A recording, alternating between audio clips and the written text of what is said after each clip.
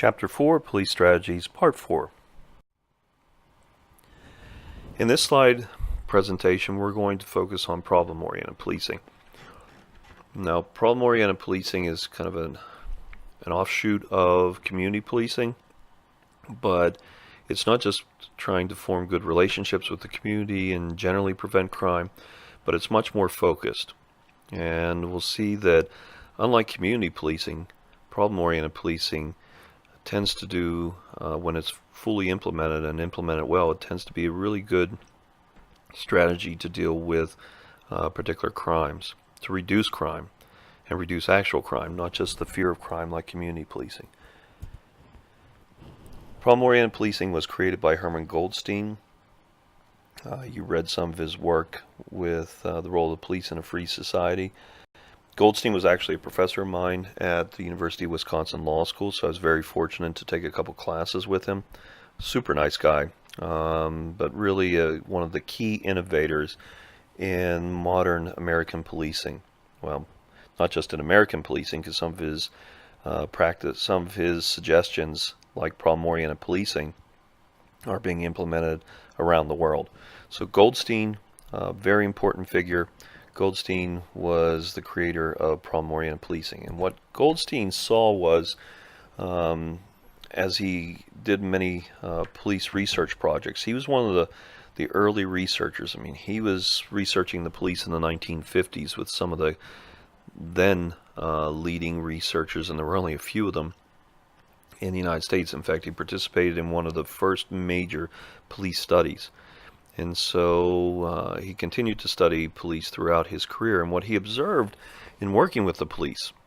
So he actually worked for police departments, he rode with police officers, he saw what was going on in the streets. He realized that the police tend to deal with a lot of problems that are recurring. So maybe the names will change, the people will change, but the police officers are constantly dealing with, drunk driving. They're constantly dealing with domestic violence situations. They're constantly dealing with maybe something more specific. Maybe there's a bar in town where 90% of their fight calls happen. And so traditional policing involves the police responding to each call, handling it as if it was an isolated incident, and forgetting about it until the next time, and then handling it again, and again, and again, and again. And what Goldstein said was, well, if these problems are recurring, why aren't we looking for their root causes? Okay, we still have to answer the calls and maybe arrest people, but why is that particular bar having so many fights while other bars are not? Can we analyze the problem? Can we figure it out? And then can we respond in a way that is more likely to prevent the problem rather than just causing us to react to it all the time? So Goldstein came up with this concept of problem-oriented policing based on this observation that the police are handling these problems that are repeating themselves with different people sometimes, maybe a lot of times, but they potentially have the same root causes. And so therefore, if we can understand the root causes, maybe we can prevent the crime. He encouraged, by identifying these root causes, he encouraged the police to really act as on the street social scientists. So he wanted them to basically approach the problems as if they were researchers themselves. How would we deal with this? Can we come up with a method that can help us to, in a more organized way, problem solve? And that's what Goldstein was really trying to find, and that's what he came up with in his problem-oriented policing approach. And so he really means the police to be proactive, not just respond to calls, try to get ahead of them, find the root causes, and attack the root causes rather than just the end product, the crime. So what are the elements of POP? Well, Goldstein developed the SARA model to provide a format for the police to problem solve. And the SARA model is comprised of 4 steps. The S in SARA stands for scanning, or if you wish, you can say scan. So each of these terms that we're going to put on display here, for each of these letters, you can either use the gerund the noun, the verb, whichever form of these. So S can either be for scanning or it can be for scan. It doesn't matter. It's the same word. And what we mean by scanning is officers should try to identify problems. That's essentially what scan means. They scan their neighborhoods, they scan their beats to identify problems. Now this sounds like something simple, but not everybody identifies the same problem. If you probably experienced this in your own family or in an organization when you think that there's a problem, or someone says, hey, what's the problem with this family? Maybe your parents have said that on a few occasions out of frustration. And so your idea may be different than theirs. So, this looks like, again, like community policing, this looks like it's simple on its face, but it's not always simple. But at least at the beginning, the officer should proactively try to identify problems in their particular neighborhood, in their beat, maybe if it's the whole department doing it in their city, wherever it may be. Once they come up with some ideas about problems, once they identify some problems, the next step is to try to analyze these problems. So the second step is analysis. So this means the police officer should really dig into the problem and try to figure out, well, what is it? And chances are they're going to refine their problem statement as they go along. So maybe initially they'll say, well, drugs are a problem in our community. But as they begin to tackle the issue, they soon realize, well, what kind of drugs are we talking about? Are we talking about illegal substances? And if we are talking about illegal substances, which illegal substances? Are we talking about prescription drugs and maybe the overuse of those or the abuse of them? Are we talking about the opioid crisis? Are we discussing drug use? Is that our problem, or is it the drug trafficking? And so once you start getting into a problem, you are more likely to break it down to an even smaller problem. And Goldstein really encourages this. You've got a long career as a police officer. You don't have to solve all the problems today. Save some for tomorrow. And so tackle the problem in a more manageable way.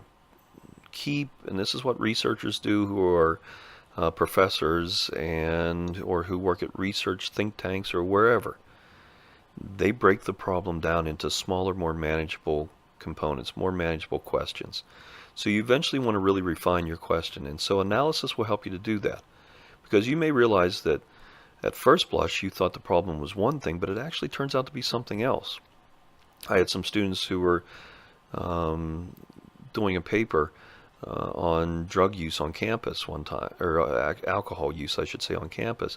And so they were going to focus, their initial thoughts were, why are college students drinking underage so much on campus? And they found out that a lot of the kids who were underage and drinking at parties were not Penn State students. They were coming in from elsewhere.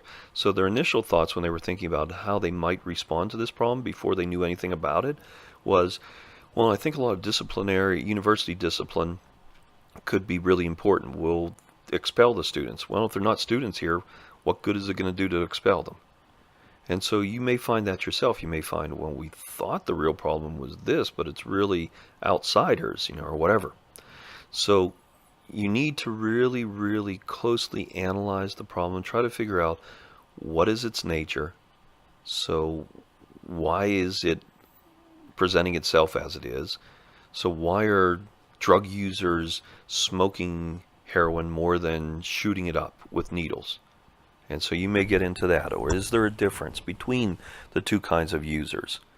Is there a difference between, are we really interested in drunk driving and how much people are drinking, or is it the driving part that we're more concerned about? In my hometown, we in Pennsylvania once had the record for the most DUI crashes in my little hometown, and part of the problem was some of the neighboring communities were dry communities. They had no bars.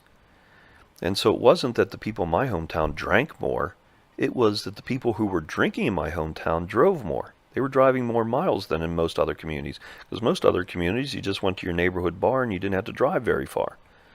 In my community, we had people who were driving 10, 15 miles to get to our town because there was no bar in their town. So one of the solutions might have been, if we identify the problem as there are too many miles that are being driven by people who are drunk, how can we reduce the miles? We may not be able to reduce their drinking, but can we reduce the number of miles being driven? So having a fleet of taxis wasn't going to be possible. Could we do something else? Maybe it was even something like put a bar in those other towns. Sounds strange to provide for more drinking when you're trying to deal with drunk driving, but if they had a bar in their hometown, maybe they would only drive 2 miles rather than 10 miles while they were drunk, and that would reduce the possibility of an accident and other problems. So the analysis will lead us to a response. So the response should be really specific to what our analysis tells us, and we should think outside the box, use discretion, come up with creative ways to respond to the problem. Maybe, it shouldn't just be traditional police responses like let's arrest more people, but it may be other kinds of things as well. Assessment, that means once we implement our response, we should assess our response. Is it working? If it's not working as we think, what did we do wrong? Or maybe the problem has changed. And when I taught terrorism for a long time, you had the terrorists and counterterrorism agents constantly in a cat and mouse game. The counter-terrorist agents would figure out what the terrorists were doing. They would implement an effective response. The terrorists would figure out what the counterterrorism agents were now doing, so they would change their methods. So now they would use a different kind of approach to carry out their attacks. Well, that meant that the counterterrorism agents would have to change their response again.